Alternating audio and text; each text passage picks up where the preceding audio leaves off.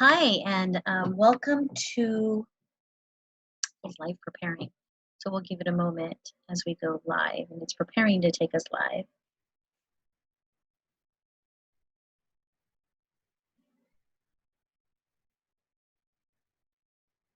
It's still preparing us to take live. So I'll go ahead and open up and share my screen here to welcome those who are already on the Zoom. And we'll go ahead and I'll just start. So I just want to introduce you to our virtual study hall during shelter in place, exclusively available here through Quick Learning School. Our website is Quick Learning School of Concord. And I would just want to thank you for taking the time out to check us out or to find out what else can you do to help prepare yourself for your licensing exam. We're kind of in a bit of a standstill, time is, we've got time and then all of a sudden, we don't have time. And so while we are in the shelter in place, it's a great opportunity to take advantage of what's available to you to keep your studies alive, to keep your learning alive, to help you remember. Because like we say, taking an exam, and this is true for any exam, taking an exam is just about remembering. When you prepare and you study for an exam, all you have to do is remember, right? And it's easy to remember when you review, when you repeat, and you're exposed to the information that you need to know in a number of different ways. So let's get started with this. And our goal and objective in providing this virtual study hall is to prepare you and to help you to support you to pass the exam the first time. So what do you want to do? You want to pass the exam the first time. And the first thing you need to have is you need to have a plan. So in having a plan, we advise that you schedule your exam so that you have like a target date. So you have an end date. We always say that, preparing and starting by doing the pre-licensing classes, by preparing for the test and studying, it doesn't really do you any good really if you don't have an end game, if you don't know when you're going to take your test, right? I always say it's like doing the pre-licensing and preparing for your test without scheduling an exam is like running a race without knowing where the finish line is. It's important to know your direction. It's important to know the end date. And so the first thing and the first rule we generally advise that you do is you schedule your exam with PSI. And I want to remind you, it's a different mindset while we're in this shelter in place. And the reason for that is because you need to stay fluid. You need to stay flexible. You need to be versatile in being able to respond. We don't really know how long the shelter in place is going to take place, right? PSI is currently taking exams schedule, like they're allowing you to schedule your exam. We're in Northern California. You could be anywhere in the state. You could actually be anywhere in the country and still benefit from this information.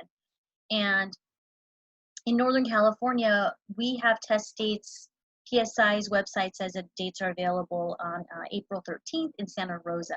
There's nothing in the Bay Area. I think in Santa Clara, there might be one on the 14th, a couple of spots available there. But, we're keeping up to date. We're looking to see, if PSI is going to open up any more test openings for the Bay Area. Otherwise, if you're in the Bay Area, you're going to have to go up to Santa Rosa. In Southern California, I just spoke to a client this morning, and they have availability in the LA area in starting on April 13th and 14th. So they have much more availability than what we have up here. But the first thing, number one thing that you need to do for sure is, and I don't mean to be pointing my finger at anybody, but you want to schedule your exam with psiexams.com. And once you become a registered student with us, we will send you, and you know what, I might just post it on our Facebook page, instructions on how to schedule your exam.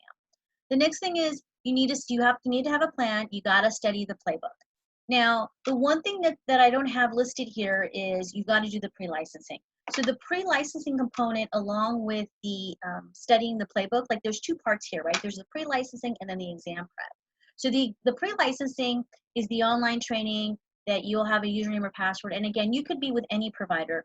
But obviously, we want you to do the online pre-licensing with us. However, if you are coming from another school and you want to augment your studies, or you need more support, or you want a trainer present to answer any questions you might have, then this would be a really great opportunity for you, and also an option for you to add on by registering for our exam prep intensive.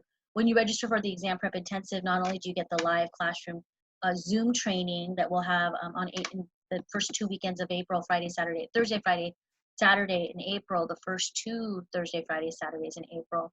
You'll also get a study hall pass where you can attend all of our study hall sessions. So the online pre-licensing, you complete that, and that's that. The online pre-licensing is meant to give you the basics and the knowledge you need to pass the exam. But one of the challenges that you might have by doing the online training is that what do you put your attention to? What do you focus on? What are things that you're likely to be tested on? That's a big difference between classroom training and online training. With online training, you've got to study everything, and you really don't know, like, should I focus on this? I want to know this. Or oftentimes, some people just go through the online training and they're not participating or actively engaged in the material. They're just doing the hours for the sake of doing the hours. So you can really look at this from 2 approaches, right? You do the active engagement and learning with the online training, and then add the add the exam prep to it. Or you can separate them and do, okay, you focus on the pre-licensing, you get the hours done. And then the other piece is the exam prep. The exam prep is what we are here to offer. The exam prep with the study hall is to enhance your learning so that you can remember and have better retention for when you take the exam, right? So again, online pre-licensing, that's the one thing that I don't have here on my plan. I'm assuming you already have the online pre-licensing done. You want to study the playbook using our method. We are offering a shelter-in-place package, exam prep package that you can register for that includes our playbook. Our playbook are sample questions and answers, and we have a specific way to study those questions and answers, which would actually be on a separate Zoom, and we would send that to you as a separate link to obviously watch, so that you can use the playbook as a tool to study. You want to be an active learner and stay engaged, and what I mean by that is we're offering the study hall Monday, Wednesday, Friday, twice a day. Now, and you want to remember that repetition is the mother of all learning. The more you review, the more you retain. And I'm looking at these photos and remembering these classes that I taught. 3 of them are from San Francisco. They have a tendency we have smaller and more intimate classes there. And then the other class is a part of a class from our Concord location. And I'm just laughing because all of them every one of these individuals passed their exam the first time. Yay! Which is our goal, right? So how will you get the most of your time during shelter in place? How will you learn more with your online studies now to reduce your exam prep time? And how will you have better retention and remember more for the exam? I think these are important questions, and you know your time is valuable. And so in order to get the most of your time, complete the online pre-licensing training if you haven't already, and join us in our virtual study hall. The format of this class is to go over key concepts, some basics that you need to know, some foundational pieces in the context of the exam, right? So we'll give you keywords, share a little story here and there, again, to help you remember. So it'll enhance what you're doing online when you come into the virtual study hall and hear the key concepts that we're going to cover in those times. Each segment will have a title to it. So each day will have a title. So we will post that schedule of the titles on our Facebook page over this weekend. So then, if you're weak in like the Affordable Care Act, then you'll know which study session to join us. If Medicare is a big part of the life and health exam, and there are 15 questions on Medicare or senior healthcare plans on your life agent exam. So if you're weak in those types in that subject matter, then you're going to want to attend that virtual study hall session. And most of all, when you're in these sessions, right, how do you get the most, how will you remember more and study less in the future? Because that's really the goal, is to participate, right? Participation is a big, big part of learning. How does one participate in this type of virtual study hall type of format, right? Because our intention is you get the most out of your time. And to get the most out of your time, I'm going to give you a moment now to think about and to write down what are one or two things that you can do in the virtual reality study hall, or not virtual reality, it's not VR. What are you going to do in the virtual study hall? It's so funny, I just caught myself. What are you going to do in the virtual study hall? I have to tell you, it's been a very interesting format to switch from live classroom training. It's very different to go online. And so I catch myself because I kind of go into autopilot. It's interesting just to have to stay engaged when there's no one in front of you, right? And well, you're in front of me. It's just to get that immediate feedback in a classroom setting is very, very different. And my style of training is more of a conversational style of training where I'm looking to you and I'm getting immediate feedback and knowing, do I need to put more attention to this? Is the information landing? Are they getting it? And you can count on me for that in the virtual reality sessions, even though I can't see you. Your role in getting the most out of this is to be responsive. It's to engage and to ask questions. And to ask questions, there's a chat box where you can ask questions and we'll respond to them. And if we don't respond to them in that specific webinar, I will make sure that we respond to them in some way. And I think it's important to ask questions, and because that's how I get feedback from you, right? To get the feedback by getting you to be responsive. And I think that's important, and it's true for any type of communication or engagement that you have, is that communication, most of it is body language. And I'm pretty well trained in receiving that information, but in this format it requires me to receive from you verbal communication in the form of a question in a chat box. And so, because in a webinar there's not really this exchange of information. So that's how you will get the most out of it. That's one way, right? Is to ask questions, is to even to ask questions offline as well, and to stay engaged in the material and to come prepared with questions, I think is important as well, to ask for things to be clarified. So, at the beginning of every session of our virtual study hall, you'll have an opportunity I'll poll and I'll ask questions and answers, and there's ways to test for the material that I'm covering. And so answering those questions in the time that's given is another way to participate in our virtual study hall. Now, I'm going to go into the philosophies and the way that we have a different approach to our learning and preparing for the exam. We take more of an educator and learning approach to passing the exam. And we look at three things. We look at mindset. We teach test-taking strategies. So in all of our teachings, there's always an element of mindset training, right mindset to pass the exam, test-taking strategies to pass the exam, and also a foundation of understanding concepts. And understanding concepts in a way that just make it easy to remember. Like, we might have a story attached to it, or we might, say things a certain way to help you remember, right? Or I might sing a little tune or something, again, to help you understand the concepts. Like, one of my favorite ones is ERISA, that girl, right? So in the life and health exam, they have questions related to ERISA. And ERISA is a federal law, and I usually pick somebody out in the class and I say, okay, ERISA, that's your girlfriend, right? And so I'll just take a name, I'll say, okay, AJ, that's your girlfriend. And, I get a funny look back. And again, to help you understand the concepts, to help you remember the concepts, right? So ERISA, that girl. Well, ERISA is a federal law that regulates employee benefits. And the language that's used in ERISA, it's designed to protect the employee. And the employee is not called employee in ERISA. They refer to the employee as the plan participant. So we say, ERISA, that girl, she wants to know everything. And so there are some requirements in that federal law. And I'm giving you a test point right now. Maybe you get possible 2 answers. So you've got 2 points, you have 88 more to go. But we don't know which 90 or which questions you're going to get. But if you do happen to get a question on ERISA, you'll remember that ERISA wants to know everything.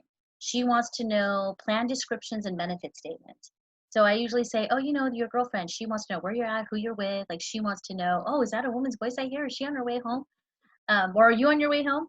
That type of thing, again, to help you remember, right? And so I will do that in these sessions. So let me wrap up the ERISA thing. 2 points. ERISA wants to know plan descriptions and benefit statements, and she protects the plan participant, which is the beneficiary. She wants to protect plan participants, which are the employee, and she protects the beneficiary. So again, those are 2 key points to help you remember ERISA, that girl. All right.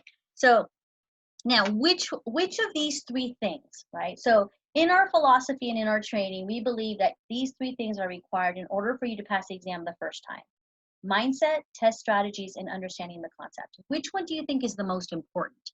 So go and take a moment now, and if you're watching this on Facebook Live, you can type in what you think is the most important. Then I want you to type in what's the next. So if it's not mindset, oh dang it, I just gave you the answer. Oh, I have a tendency to do that. Okay, so yes, mindset is number one. So if mindset's number one, what's number two? Which one do you think is the next important element to passing? And this is not just true to passing your life and health exam and your property and casualty licensing exam. This is true for any exam. So give you a moment. Yes. So number two, the second most important element is the test taking strategies. And for most people think that or believe that it's understanding the concepts. Like, you need to know everything. I really need to study and I need to understand this stuff. And I'm not going to take the test until I understand all these concepts. And that's a little bit, I have to tell you, I've been teaching since 1996, and I've had students who know very little, or who understand or have a hard time, know very little or understand very little, and have a hard time even articulating what they learned, but yet they're still able to pass the exam. We believe that you need a foundation of the language. You need a foundation of the terminology. So it's really important to learn keywords and to find ways and stories and pictures to help you remember the concept, right? Because concepts are constant. Concepts will never change. And you need right mindset, because right mindset will supersede everything. Right mindset will allow you the flexibility. It allows you to have that versatility to understand and realize that concepts are constant and they can change the wording of the questions anytime. So that when you study, you understand that there's more than one way to say the same thing. So if there's, and I'll take this out of the concept, out of the exam. I mean, I'm sure you've had a communication with someone and they said something, but they wouldn't have said it the way that you said it, but it means the same thing. So again, there's more than one way to say the same thing. I'm going to use another example that maybe you can relate to, and that is like love, right? Like, okay, people can express love in a number of different ways, and love is love. It doesn't, oftentimes, I believe that, and I've seen this in the classroom, is that people are so fixated that it has to look or be a certain way. Otherwise, it's wrong. And that actually, when you're that rigid and you don't have that flexibility of the mindset of being versatile, that there's more than one way to say the same thing, it actually gets in the way, and everything starts to look foreign on the exam, because you're like, oh my goodness, it's not the way that I thought it was supposed to be. And then you get into this part of the anxiety sets in, the test anxiety sets in. And everything that you studied, everything that you know goes out the door.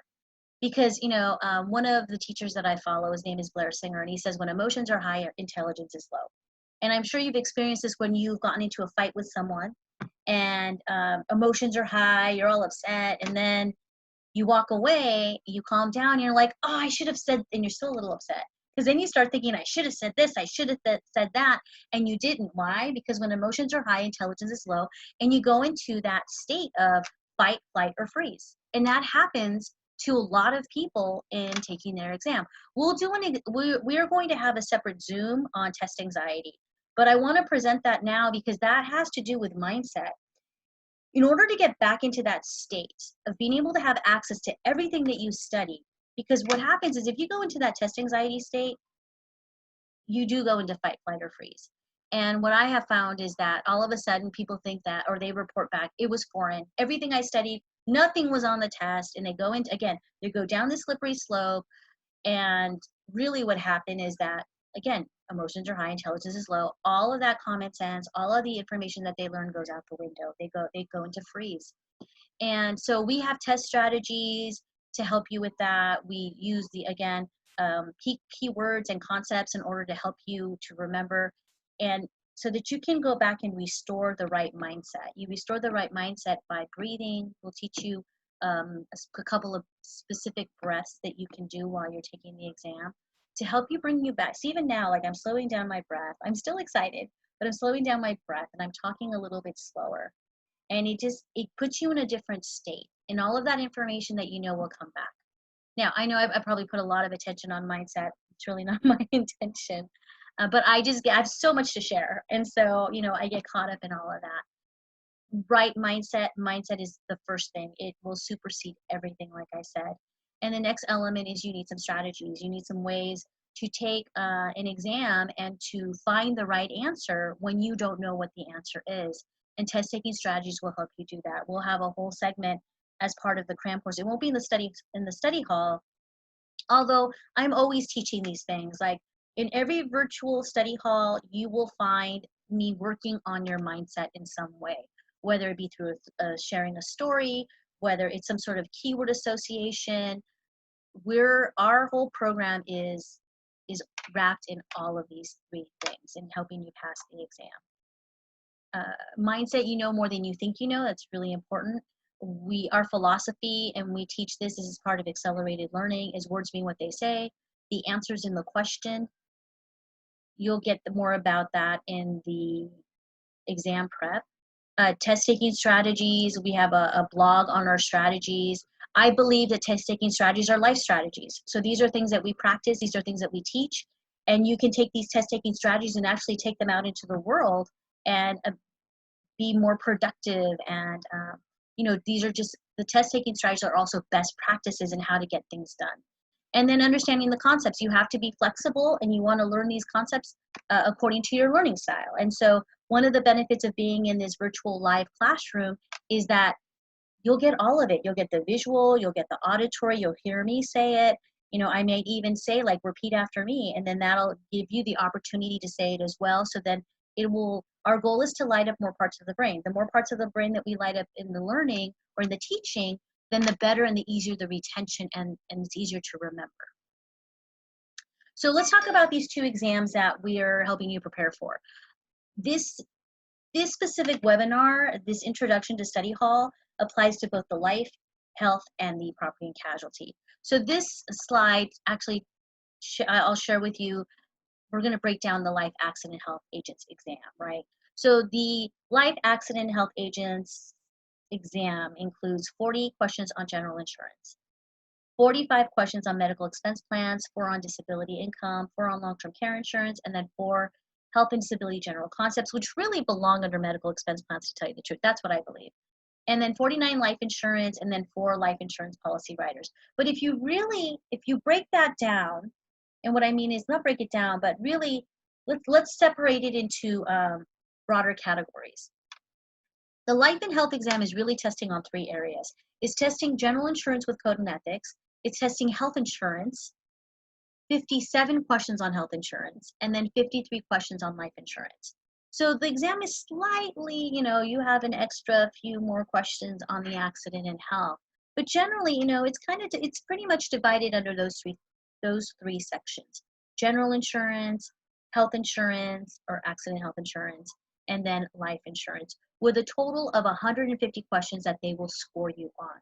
Now, even though they're scoring you on 150 questions, when you actually sit for your exam, you might get 155, you might get 160, you might get, or you might just get 150. But regardless of the number of questions you get, if you get those extra questions, they will just throw them out, and they will score you on 150. You only need 60% to pass the state licensing exam the first time. So that means you only need 90 points. So earlier in the webinar when I said, oh yeah, you already got 2 points, you only have 88 more to go, that's what I was referring to, is that you only need 90 correct answers to pass the first time. Now, in 2019, the state, now we're not talking about our school, but the state pass ratio is, what is it? It was about a little over 60%. So what that means is that 40% of those taking the state licensing exam are failing the first time. Don't let that 60% pass ratio fool you, because people are still failing. And the problem with it is that they're not passing. They go back and they take it a second time. The pass ratio drops to 30-something%. So there's a disconnect there. And that, like I said, that 60% is misleading. People come to us, I got a 56%, I got a 57%. I'm going to go take the test one more time before I sign up for your cram course. And the funny thing is that if you're getting less than 60%, you're weak in everything, because you don't have there's not a lot of competency in a specific area, and they're kind of evenly Yeah, I mean, the bottom line is that if you're getting like in the high 50%, there's no guarantee if you go back a second or third time you're going to pass, especially if the pass ratio is down to goes down to 38, 39%. You got to do something different. You can't go back and study more of what you studied before, because what you studied before was what got you the 50 something percent. So either you do it differently, you have to do it differently in some way. And oftentimes people will admit that they just didn't study. You know, we have on our YouTube, we have a video of what to do when you fail the exam, right? I think we call it failing forward fast or something like that. So, you know, if you're one of those individuals who takes the exam and, you know, you had every intention to study and then you kind of study halfway, then watch that video. If that video is, you know, I'm hope I build you back up. That's my intention. And but also to build you back up with a different mindset, to take a different approach to your learning. Because if you don't pass the first time, you definitely have to shift something, your mindset, maybe, you know, look into this test strategies a little bit more and then study more of the concepts. All right. So this is the life and health exam.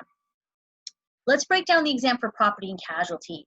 I have to tell you, I call property and casualty the dark side because it's a lot of information. So I'm gonna give you a little bit of a teaching now here. So the insurance industry, I like to split it up into three sections, right? We have life, which provides, you know, you can sell, as a life agent, you can sell the products of life and annuities, right? Life insurance protects if you die too soon, whereas an annuity protects you if you live too long, right? Those two things, they're opposites of each other. So life insurance is a class, and then you have another class of insurance in the middle called disability insurance, which is really accident and health. That's like the second one. And then the third one over here is property and casualty, right?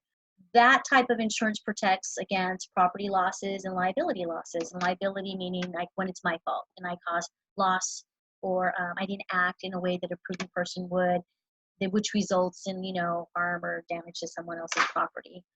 So again, three segments here of insurance. I break it down: life, health, and then property and casualty. Now, the reason why I say property and casualty is it's so much more difficult is because in life insurance, it's one class of insurance. And I'm not pointing, I'm just saying one. And then in accident and health, you have one class of insurance. And then property and casualties includes all other classes of insurance. So according to the California Insurance Code, there's approximately 20 classes of insurance. So here's one, two, that's it. So life and health generally is an easier exam because we're only covering two classes of insurance. But over here in property and casualty, that's everything else. I mean, let me tell you, it includes auto insurance, homeowners insurance, what else? Surety bonds, plate glass, boiler and machinery, workers' compensation, commercial liability, commercial crime coverage, crop insurance. I mean, the list goes on, right? So you need to know a lot more about everything in property and casualty. That's why I call it the dark side. I don't teach property and casualty. I just do the life and health. I do the general insurance piece of it, which is kind of fun because I like talking about liability, or I find it more fun nowadays. Now, again, to go back to the property and casualty, I share all of that with you to let you know that this exam is far more difficult.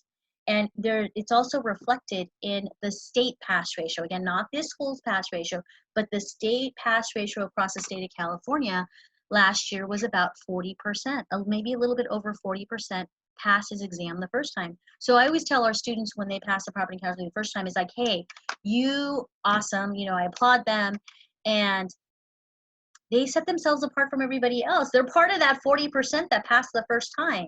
And then you have that other 60% that don't pass. So again, it's interesting, right? I mean, 60% fail, only 40% pass the first time.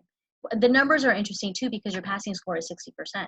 Do not let that mislead you. People are still failing this test. Like I said, 60% are failing this test. So why? Because it's just a lot more information. You just got to learn a lot more. And the breakdown in this for this exam is 36 general insurance, 10 property and casualty insurance. Check it out, 53 personal lines insurance, which that's like your personal auto, homeowners, inland marine, and then you get 51 questions on commercial insurance coverages with a total of 150 questions. Again, you may get the 155, the 160, those extra 5 or 10 questions. So if you're getting those extra 5 or 10 questions, then those extra questions that they're giving you, they're going to throw them out. They're going to throw them out. A passing score is about, is 60, not about, it's 60%. That means you need 90 correct answers in order to pass the exam the first time, which is really our goal. We currently have on schedule the life and health virtual study hall dates, right? We are running these virtual study halls on Friday, Monday, Wednesday, Friday. So we're running them Monday, Wednesday, Friday, twice a day, in the morning and in the afternoon. They will be different. I mean, the slightly different, subject matter. For those of you who are currently enrolled students who are in our pre-licensing program, unfortunately, either I know we had like our COVID-19 class. As this was unraveling, we were actually teaching a class right before we went, the week before going into a shelter in place. And so, unfortunately, some of them took their exam, and yay, they passed the first time. And then some of them were not able to take their exam, and they had to reschedule. And so then putting off all of the information that they learned, you'll have access to all of this and the webinars, the recordings of the webinars as well, because all these webinars will be recorded. And we also, so the property and casualty, though, for those of you who are property and casualty students, the virtual study hall for property and casualty, we will put that out this weekend. I'm talking to a couple of teachers right now. We'll facilitate that. Like I said, I don't teach property and casualty, so we need to coordinate other teachers to teach that piece of it. We will have that posted on Facebook. We will send emails to our existing students who are enrolled for those study hall dates. The other thing I want to add is that we will also have the exam prep intensive. It's not, I don't have it on a slide here, but I'll give you those dates real quick on Thursday, April 2nd, Friday, April 3rd, and then Saturday, April 4th. And then the following weekend, we're going to repeat the cram course again on Thursday, Friday, Saturday as well. And you'll find all of that information again on our Facebook page. For those of you who are enrolled students, keep an eye out for our email. And, sometimes it goes into spam, so make sure you check that out. Now, I know I'm bumping up here against an hour, and so I did want to go into some teaching. Let me go back into share screen here. And you've probably already seen this if you've watched our Facebook Live, you've already seen the mechanism of insurance where life insurance, the mechanism of insurance where the insurer pays the insurer, and then there's a picture. So I'm going to do like probably, I'll keep you for another 10 minutes if you're okay with that, maybe 5 to 10 minutes. I'll just want to give you an example of what it would look like to show up at a virtual a virtual study hall. And that is, so let's see, the last thing I talked about those two elements. So you have resources to that on our Facebook Live if you watch those videos. What I want to go back to is, like contract law. So let's start with the definition of insurance real quick. So there's a couple of definitions to insurance. And I know this sounds kind of strange because like I actually have a favorite definition for insurance. It's kind of interesting, right? Yeah, I have a favorite definition for insurance. And I'm doing this on my laptop. Our future webinars I'm actually going to do on my iPad, so the writing will be a lot more legible. But insurance is a contract. So I'm just going to start here. And this is not my favorite definition. I'll tell you it in a moment. But let me define the insurance policy, right, as defined by the California Insurance Code. The insurance policy is a contract whereby, now here I'm giving you the visual, right? A contract whereby one undertakes, I know I just had my first, I'm writing in cursive and in printing. I just had my first student last year who said, oh, Edema, can you not write in cursive because I can't read cursive? And as you know, some schools stopped teaching cursive to kids. So I apologize if you're not able to read it, but hopefully you can hear me and you'll be able to understand what I'm writing. So insurance is the insurance policy is a contract whereby one undertakes to indemnify another against, and this applies to both the life and health people, right? So life and health and the property and casualty students. So I'm just going to teach you this one thing, but notice how we add all of these elements. Like I'm defining the insurance policy. So the insurance policy, and I usually like to I like to draw a picture. So the insurance policy is like this scroll with like a ribbon over it. That's just my symbol for insurance policy. So a contract whereby one undertakes to indemnify another against a contingent or unknown event or loss, right? Because insurance is designed to protect against things that may or may not happen. There's only one thing that we insure against that is certain to happen, and that's death. But we don't know if we're ever going to get in a car accident, or if our house will get broken into, or burglarized, or if our home will catch on fire. It's based on these uncertain events that may or may not happen. That's why these insurance contracts are also known as aleatory contracts, which we'll talk about in another session. But I want to show you here how the insurance policy is a contract. So there's an element of contract law that we cover that we say clickety clack, 4 elements of a contract, right? So that'll help you remember clack. Those are the 4 elements of a contract. Again, we'll go over that in another session. To indemnify, insurance contracts are contracts of indemnity that protects against an unknown event or loss, right? So we're taking this one definition and breaking it down into 3 other concepts and principles that you need to know for your exam. So it is a contract subject to contract law, so we will cover the 4 elements of a contract, which are true for any contract. And then we'll also cover the specific characteristics of the insurance contract. And that, like, we'll talk about adhesion, aleatory, and the insurance contracts are unilateral contracts, which will take us back to the first picture, the first illustration we had in our teachings when we talked about, the insured pays the insurer a premium in exchange for a promise. Indemnify, there's at least, insurance contracts are all about indemnifying the insured or the policy owner, right? And so some keywords to remember for the principle of indemnity, or again, there's more than one way to say the same thing. The principle of indemnity, to indemnify, it's all the same in that regardless of how I'm saying it to describe it, contract of indemnity is to make one whole, to make whole.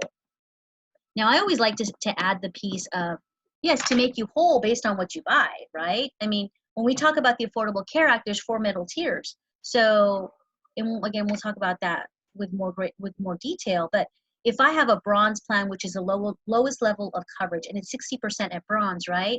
If I go to the hospital, I'm still going to pay the 40% because it's a 60-40 coinsurance up until I reach my maximum out of pocket. So first I pay my deductible, I pay first, and then I pay my 40% up to my maximum out of pocket. Well, that's not making me whole because I only bought 60-40, right? So again, to indemnify is to make whole, but it's also no chance for gain, and you're only going to get what you buy. So to make whole, and also to restore. To restore to, and this is terrible writing, but on my iPad it would be so much legible. To restore to the condition, and this is the long definition, right? To restore, there's 2 definitions. There's one here, here's another one. To restore the condition enjoyed prior to loss. And then I usually add in whole or in part, right? So, so think about it. Have you ever been in a car accident, right? So when you go to a car accident, when you're in a car accident, you're only going to get indemnified for the amount of coverage that you buy. I live in San Jose, so guess what they like to drive out here in San Jose? Anyone guess? Yes, they love to drive their Teslas. They drive a lot of Teslas around here. So if I'm driving around in my car with the minimum California financial responsibility, this is for the PNC people, right? The minimum financial responsibility in California is what's 15, 30, and 5.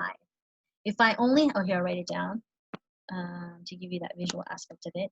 So if the minimum auto financial 15, 30, and 5, right? That's the minimum coverage, and 5,000 is for property damage. Oh, 5,000. Imagine if I hit a Tesla. I think the damage would be more than 5,000, right? So again, adding these elements to help you remember.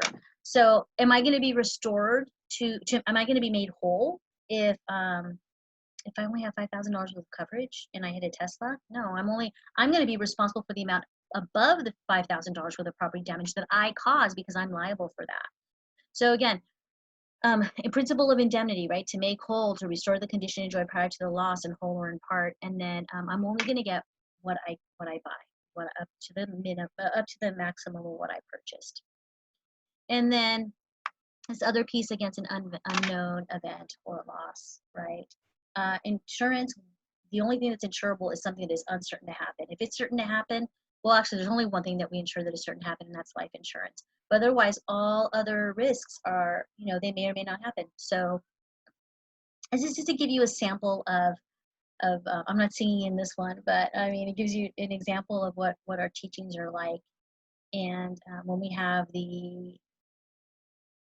this is a closed session. I just want to do it as an introduction, but you'll have an opportunity in other segments to ask questions and to be engaged and to answer questions that I might pose to you as well to ensure that you're also staying engaged.